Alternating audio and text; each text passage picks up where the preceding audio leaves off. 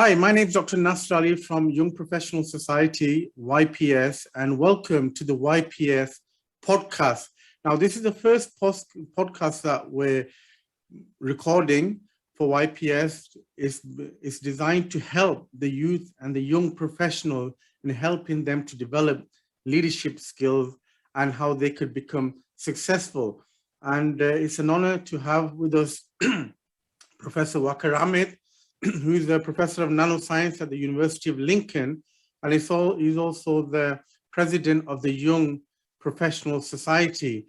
And today's podcast, we will be speaking to Professor Ahmed and asking him questions to do with vision in leadership. So leadership vision. So that's the topic of today's podcast. So Professor Ahmed, welcome and thank you for joining us for this podcast. Thank you, Dr. Nasser, for inviting me. It's an honor and a pleasure to be a part of this exciting new series. Thank you. Okay, so you went through a lot of leadership roles and you're now at a senior management level at Lincoln, and I'm sure people will be able to benefit, especially the young and aspiring leaders from what you have to say. So today's podcast, as I mentioned, is on leadership vision. What is a vision in leadership and why is it important to have a really good vision? So I think, you always need to have an end goal of what you want to try to achieve, yeah? And the best way to do that is to have a picture in your head, a compelling picture that you can focus on, something that you can aim for, something that inspires you, something that you got emotional attachment to. So many people show the importance of vision. For example, if you look at, say, Muhammad Ali, the heavyweight champion of the world, when he was still a teenager, he started saying, I am the greatest, I am the greatest. And he said that to every single person, everywhere on TV. If he went on a tour, he was saying, I am the greatest. And he kept saying that all the time. And he visualizes himself as the heavyweight champion of the world even before he became champion. And one of the remarkable things about Muhammad Ali was he used to even say, this opponent, I'm going to knock him out in 3 rounds, and this one I'm going to knock him out in 7 rounds, because in his mind, he had already achieved what he set out to achieve. So his vision was very clear. He was 100% committed to it. And he went on to become the heavyweight champion of the world. And many sports people, many commentators, they recognized even now to this day, after so many decades of having retired, and he was recognized as the greatest, more or less, throughout his career. To give you another example, for example, Arnold Schwarzenegger, he said when he was 18 years old, I want to be Mr. Universe. And he saw a picture of Mr. Universe, which was a guy called Reg Park. And he said, I want to look like that. I want to have the same biceps as this guy. I want to have the same chest muscles. I want a 6-pack. I want ripped legs. And basically, he had a picture of Reg Park on his wall. So every time he was going into the gym training, he could see that his body was exactly like Reg Park. And later on, he said, I want to become... become the best known movie star. Then he made some Terminator films, Conan the Barbarian, and then he became the highest paid movie star in the world at the time.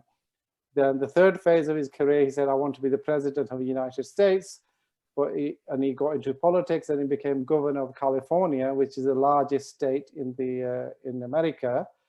And he couldn't go for president because he wasn't born in the USA. So having that compelling vision gave him something to aim for, something to aspire to, and he kept working hard every single day to try to achieve that vision. So anybody that succeeded, they always have had that vision of where they want to go to. Without a vision, it's like saying, well, I've got this powerful aeroplane, I want to go somewhere nice. The pilot can't take you anywhere unless you tell them exactly the destination you want to go to. So vision gives you something that you can aim for, something that inspires you. And it's very important for every individual to have a vision. And it's similarly true for companies and institutions. For example, Steve Jobs had a compelling vision of having this iMac and the iPhone, and then these things are a reality. Elon Musk has a vision for electric vehicles and human beings becoming interplanetary species, and he's now working really, really hard on his vision to take mankind into space and be able to live there. So without a vision, really, you can't really succeed to a significant level. So I think the vision for companies, vision for individuals is extremely important for any kind of success. Yeah, so what about these young aspiring leaders who want to become leaders in their own field? For them to have, what would make a really good vision? So vision is something that's got this, that's really, really clear. So you've got a clear picture in your mind of exactly what you want. And so if you can visualize that picture in your mind clearly, and you attach strong emotions to that picture, and you really, really bought into it, it means you'll be thinking about this thing, you know, constantly again and again, working towards it, putting your energy and effort towards it. So it has to be clear, it has to be compelling. And many people, they write down their visions on a piece of paper as if it's already achieved. So for example, if you want to become a professor, before I became a professor, I wrote down, you know, I am a world-leading nanoscientist and I'm a professor of nanotechnology. I wrote that down maybe 5 or 6 years before I actually achieved it. And I worked towards it every single day. I was thinking about what research paper can I write, what grant can I bid for, what do I need to do to become a professor? And I already had that vision. And I printed some cards out where I said, you know, Professor Waqar Ahmed, BSc, PhD, and all the qualifications that I got eventually, long time before I actually achieved that objective. So without that vision, I won't have the drive to keep going for it. So it has to be clear, it has to be written down, it has to be compelling. So you can write it down in the form of a sentence, and you've got to keep it in front of you. Maybe put it in front of your mirror, and every day look at it, visualize yourself being there, enjoy yourself having already achieved that vision. Some people, what they do, they draw a picture of the vision they want to go to. So they might draw the picture with their own hands, or they might take some magazines. For example, if you want to drive a Mercedes or a Rolls Royce, you might get a magazine, cut it out and put it on a vision board in front of you. So you're looking at it every day, you visualize yourself driving that ultimate driving machine. So whatever you want to achieve, if it's in front of you constantly, and you're visualizing yourself already being there, then it's much more chance that you're going to achieve it, and you're focused on it. So if you focus all your energy, attention onto achieving something, you can find a way of doing it. So I think it's extremely important to have that vision for individuals, for institutions. And vision doesn't have to be just one thing. For example, some people have a vision, I want to be a millionaire, I want to make loads of money. And they achieve that vision and then they're unhappy, or their family life is all messed up, or something else is messed up. I've always believed in total success, which means don't just think about one thing. I wanted to have a good career, so I had a vision for my career. I wanted to be the best husband and father I could be, so I had a vision for how I want my life to be, my family life to be. I had a vision of what I want to be spiritually. So I think you got to break that vision down to many, many things. So it might be your career, it might be your spirituality, it might be your finances, it might be your family. So all the important areas of your life, you create a compelling vision for each area. So you know that, you know, if you're with your family, what you want to achieve with your family. I want my kids to be incredibly committed. I want them to be successful. I want them to get degrees. And I wanted them to be happy and balanced individuals. So every day I work towards that. But when I was with them, I always knew that I need to give them some useful information that they can use in order to enhance their career, in order to develop as individual, in order to be honest, kind, loving human beings. So I had a vision for my career, vision for my family, vision for my finances, vision for the kind of car I want to drive, vision for the kind of house I want to live in. And, you know, by working towards it consistently, you know, I feel that I kind of achieved that. But once you've achieved that vision, you don't stop there, because if you stop there, you lose your drive, you lose your motivation. you have to set the next target and go for the next vision. So you're never really satisfied where you are. You're grateful for where you are, but then you need to set the next level to keep progressing. Yeah, so it's very interesting to know that, so you can have several visions in different aspects, and to write things down and to remind yourself and then accomplish them and then move on. That's very interesting. Can you give some examples of some great leadership vision? I know you've mentioned Muhammad Ali and Arnold Schwarzenegger. Maybe they're a bit sort of personal visions that these guys have undertaken and accomplished and become the best. But any other sort of leadership visions? So if you look at, say, I mean, all of everybody who's listening to the podcast, they'll know about McDonald's, and it's more or less in every major city in the world, on most city center corners. So when the McDonald brothers opened this restaurant, they had a vision of having a restaurant that made food that was totally consistent. So they want the Big Mac to be totally consistent every single time.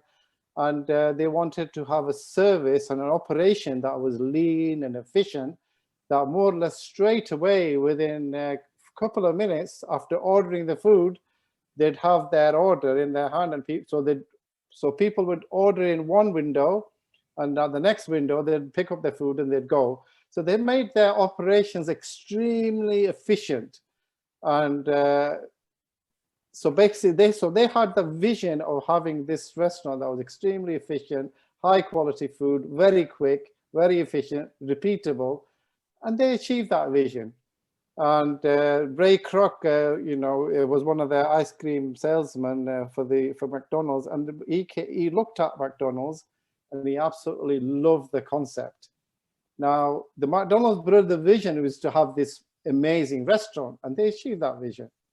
Ray Kroc's vision was not to just have one of these restaurants, but his vision is for these McDonald's to be everywhere, all over the world, in every street corner. And he then decided that he wanted to franchise this technology and the concept from McDonald's. And then he opened the next one and the next one, the next one, the next one, and he carried on expanding and expanding and expanding. So his vision was it has to be everywhere in the world. And now if you look at it, they've got thousands of stores now all over the world in every major city. And it's the biggest in terms of revenue restaurant chain in the whole wide world. And it's mainly due to Ray Kroc's vision of having that McDonald's in every single corner. So his vision was far bigger than the vision of the McDonald's brothers who came. Of course, without the McDonald's brothers, they won't be McDonald's. But he took the vision to the next level. So the bigger that your vision is, the more success you can achieve. If you only have a small vision, you're going to only achieve a small success. If you have a big vision, you're going to achieve a big success. So it doesn't matter if you fail, it doesn't matter if you've got obstacles. You need to have this compelling vision and keep going for it consistently, learn from your mistakes, and gradually you'll get to the objective that you want to get to. Yeah, so these McDonald brothers, as you mentioned, came up with this new concept of fast food and consistent in terms of quality food, burgers and fries and that. However, their vision was not as big as Ray Kroc's. So for leaders, you would say they need to think big. They need to have big dreams. They need to have big visions. Yes. Yeah. So, I mean, you have to have when you have a vision at the beginning, maybe you don't think you can achieve that vision. Mm-hmm. But if you have a big vision, so if you are here, if you have a small vision, you're going to just get there. So you get to that vision, you'll achieve that. If you have a big vision, you're going to accelerate and go much faster. So you need to have a compelling, large vision. Vision is different from having a goal. Vision is something really big that you're really inspired to, and sometimes it's something that you're not 100% sure that you're going to achieve it, but you keep working towards it. And this vision isn't there just to achieve the vision. Vision is there that as you're trying to achieve that vision, you're developing your skills, you're developing your capabilities, so you become a better person by having that vision. So if you decide you want to be the best in the world, then you're not going to be crap. You're going to, be good, or you're going to be excellent. Eventually, you'll get there to be the best in the world in your chosen field. Yeah, so having a good vision is one thing, and accomplishing the vision is another thing. So how do you go on about achieving the vision? So some people, so there is a difference between having a vision and there's a difference between having a wish. So some people will say, I wish I had, you know, I was driving a Rolls Royce, or I wish I had this big mansion, or I wish I had £1 million or whatever. So there are many, many people that have loads of different wishes. And wishes, I think, is different than having a vision. If you have a vision, then you are 100% committed to trying to achieve it. So you start off with a big vision that you want to achieve, and then you have to say, work backwards. So, okay, what do I need to do in 5 years' time? Where do I need to be in 5 years' time? Where do I need to be in 3 years' time? Where do I want to be in 1 year's time? You break it down into smaller and smaller and smaller chunks, and you get to a point where you say, okay, where do I need to, what do I need to do today, right now, in order to get closer and closer and closer to your vision? So if you say to me, Dr. Nasser, that, oh yes, I have a vision of achieving running the marathon, for example, so that's your vision for yourself now. If you tell me I want to run the marathon, so I can sit with you, and within a minute I can tell you whether you're going to achieve that vision or not. So I'm going to say to you, Nasser, give me your diary. Let me have a look at what you've got scheduled in your diary. If in your diary you've got nothing scheduled in your diary for this week or for today, I know you're definitely not going to achieve that vision. But if in your diary you've got plans, right? Okay, today I'm going to run 1 mile, and in a week's time I'm going to run 1.1 mile, and in 2 weeks' time I'm going to run 1.2 miles, and you're gradually working towards that vision every single day, I know that if you keep going, if you're consistent, and then I know what your diet is, and I know what exercises you're going to do, I know you're going to be able to achieve that vision, because you've got concrete plan, concrete steps to be able to achieve that vision.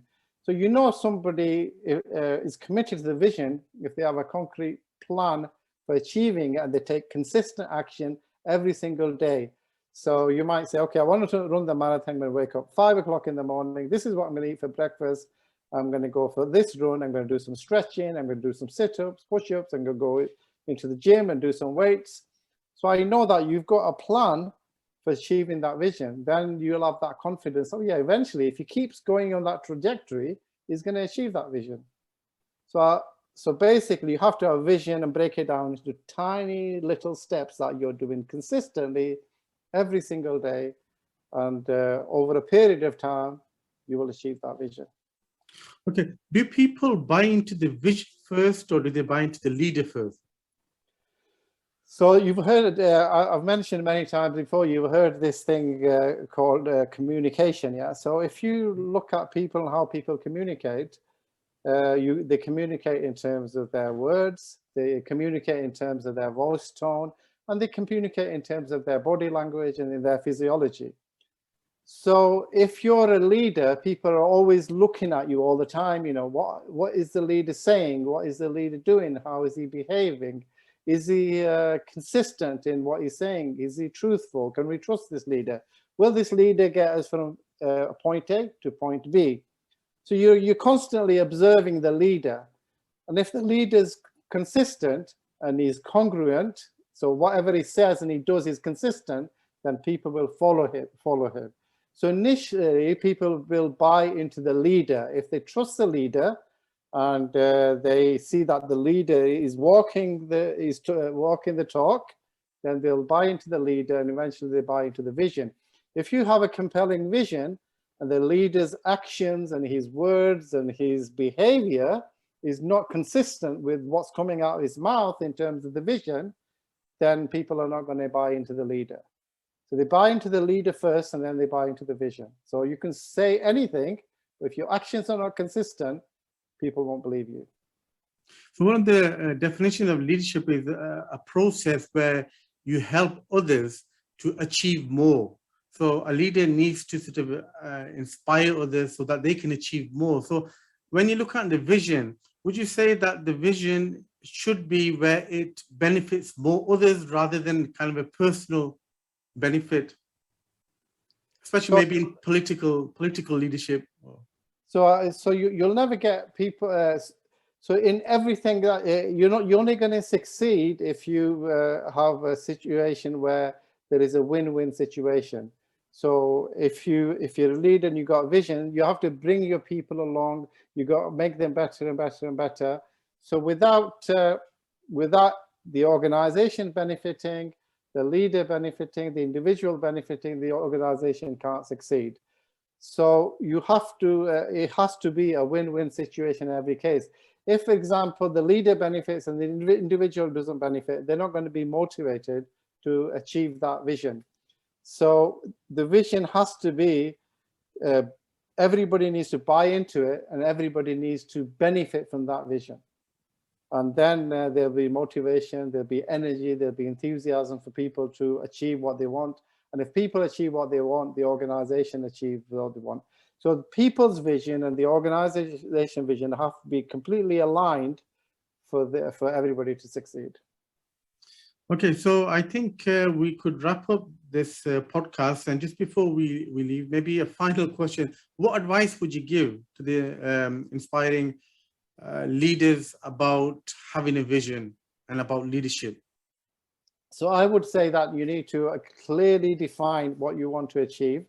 If there's something you're not passionate about, you're never really going to be great at it. So unless you can give your full attention to something, it's not worth really bothering, because half-hearted efforts are not going to go get you anywhere. So initially you need to be fully committed and you have to have a clear vision. Once you've got a clear vision, you need to break it down into individual steps. What can you do right now, today, tiny steps that you can take that will take you to closer to that vision. Write down your vision, put pictures there, what you want to achieve, then write down a plan of exactly what you're going to do on a daily basis to be able to achieve that vision. Secondly, you know, if you've got any great vision, you're going to fail. So you'll set a little target, you'll fail, but that shouldn't stop you. Failure should be motivator, a driving force for you to say, well, I can learn from this, I can make myself better. So have a compelling vision. Don't be afraid of failure. Failure is just your opportunity to learn and grow, become better, so you can work towards your vision. And never ever give up. Never ever give up. The only way you can fail is if you just give up. So keep learning, keep succeeding, never give up, and do something daily, consistently, no matter how small it is, to work towards that vision. Thank you very much, Professor Ahmed, for your time and for your valuable suggestions and insight into leadership and having a vision. Thank you very much for watching, and I'm sure you will find this very beneficial. And we will be back again next week with our regular weekly YPS podcast on leadership, trying to help the youth and young professionals with leadership and how to become successful in your careers. Hi, now if you thoroughly enjoyed watching this podcast on leadership vision, which was the first of many podcasts on young leaders and giving advice to aspiring leaders, then you should subscribe to the Young Professional Society YPS YouTube channel. And also, if you like this podcast, then to like it, to share it, and to comment on it, and to pass this on to others so that more people can benefit from the content of this podcast. So these podcasts we will bring to you on a weekly basis, on a regular basis, where I will be speaking to Professor Waqar Ahmed, who's the president of YPS, and also we bring in some guest speakers as well, giving advice to youngsters, young professionals about leadership and leadership quality. So do remember to subscribe to the YPS YouTube channel, and also to like, to comment, and to forward this podcast.